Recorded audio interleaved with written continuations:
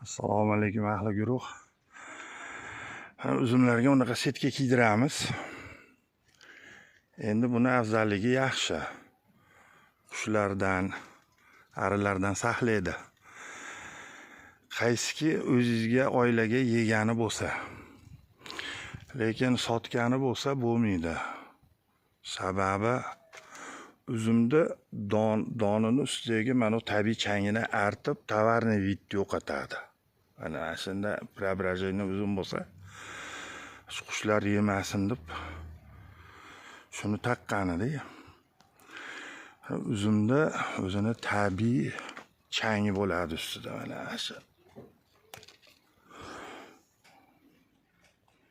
Shu artilib qoladi bu. Xunuk bo'lib, tovarniy vid yo'qoladi.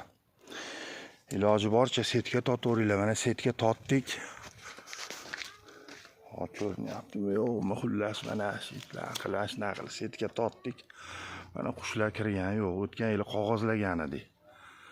Bu yil setka tortdik. Setka hozircha foyda beryapti. Sotiladigan uzum bo'lsa, mana piyoz setkalar tabiiy changini baribir artib qo'yadi. Mana artilayotibdi, mana yaltirayotibdi mana. Manetlariga tegmagan, mana tabiiy changi turibdi. Mana chekkalar qirg'oqlardagi yaltirab qo'ygan. Uzum yaltirab qo'ygan. Telefonda ko'rinadimi, kamera olyaptimi yo'qmi? Xullas tabiiy changi artilib qoladi. Mana yaltirab qoladi, tovarniy vid yo'qoladi. Shuni ham hisobga olinglar.